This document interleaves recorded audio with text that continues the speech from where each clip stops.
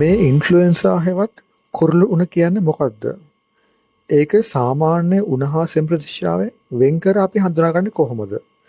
එන්න අපි ඒ ගැන කතා කරමු.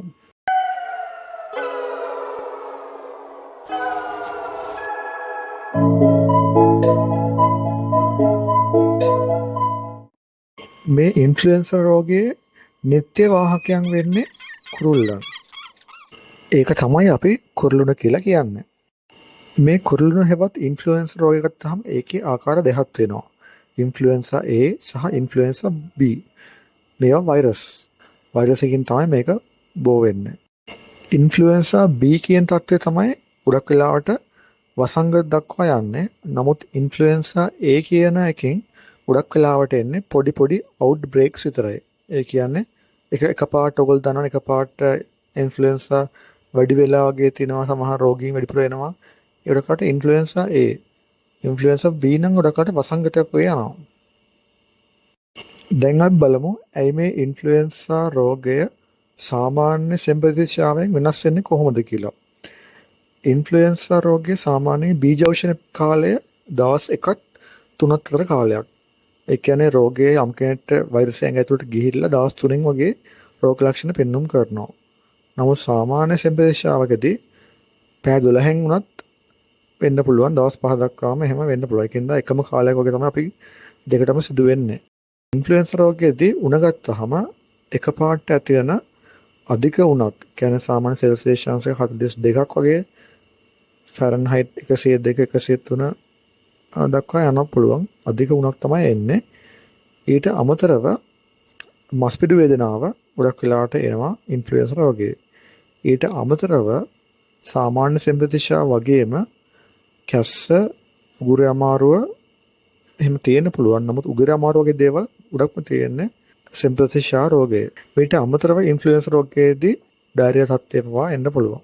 හරියටම හොයාගන්න අවශ්‍ය නම් අපිට තියෙනවා ටෙස්ට් වර්ග. අපි PCR පරීක්ෂණ කරන්න පුළුවන්. ඉන්ෆ්ලුවෙන්සා රෝගයට PCR පරීක්ෂණ කරනවා. මෙහිදී අපි නහයෙන් සාම්පලයක් ගන්නවා. ඒ සාම්පලේ PCR පරීක්ෂණයට යවනවා. යවලා අපිට එකෙන් මේක කන්ෆර්ම් කරන්න පුළුවන් හරියටම ඉන්ෆ්ලුවෙන්සා රෝගද කියලා. මේ රෝගය හැදුනොත් එහෙනම් මොකද වෙන්නේ? මේක හැදලා හරියට බෙහෙත් ගත්තේ නැත්නම් මේක නියුමෝනියා සතරට යන්න පුළුවන්. එහෙම නියුමෝනියා සතර ගියොත් එහෙම කියන්නේ නියුමෝනියා හදුරු 14න් ගත්තාම ඒකෙන් දෙන්නෙක් මරන්න උනත් පුළුවන්.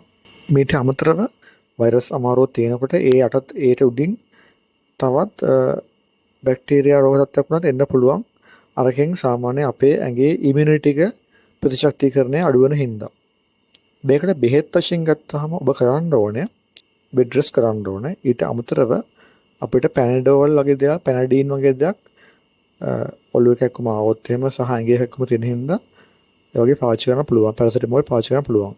ඊට අමතරව මේක ඩෙන්ගු නොමේ කියලා තහවුරු වුණාට පස්සේ ඒතර අපිට ඇස්ප්‍රින් සහ ඉබුප්‍රොෆෙන් කියන වේදනානාශක වලට යන්න පුළුවන්. ඒවා මොකද ප්‍රබල වේදනානාශක වලට. ඊට අමතරව හොඳට වතුර බොන්න ඕනේ. හොඳට වතුර බීලා ඇඟේ කොහොම වෛරස් වලට ලේසියෙන්ම ඇඟෙන් බැහැරෙනවා. මුත්‍රා වලින් සහ උද මාර්ග ඔස්සේ බැහැර කරන්න පුළුවන්. එහෙනම් හොඳට වතුර බොන්න ඕනේ. හොඳට ඇඟ හයිඩ්‍රේට් වෙන්න ඕනේ. මේ තමයි සාමාන්‍යයෙන් ඒ රෝග ලක්ෂණ හැදුන පස්සේ රෝගියා අවශ්‍යන් කරන්න ඕන දේවල්. ඊට අමතරව අපි රෝගීන්ට ඇන්ටිවයිරල් බෙහෙත් දෙනවා. විශේෂයෙන්ම ටැමිෆ්ලූ කියන එක අපි භාවිතා කරනවා. ගොඩක්ලට පාවිච්චි කරනවා. මොකද ඒක මගින් ඉක්මනින්ම රෝගියා සුවපත් කරන්න හේතු වෙනවා.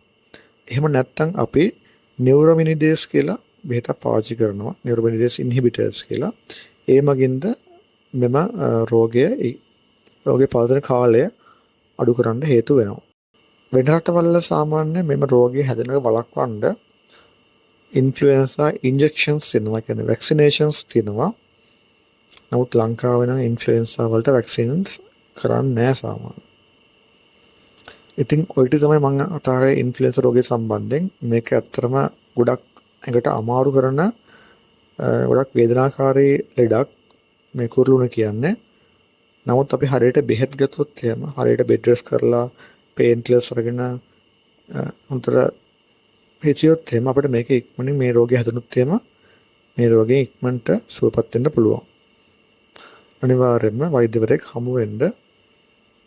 උද ටැමිෆ්ලු වගේ බෙහෙතක් අපි අනිවාර්යයෙන්ම රෝගියාට ලබා දිය යුතු නිසා.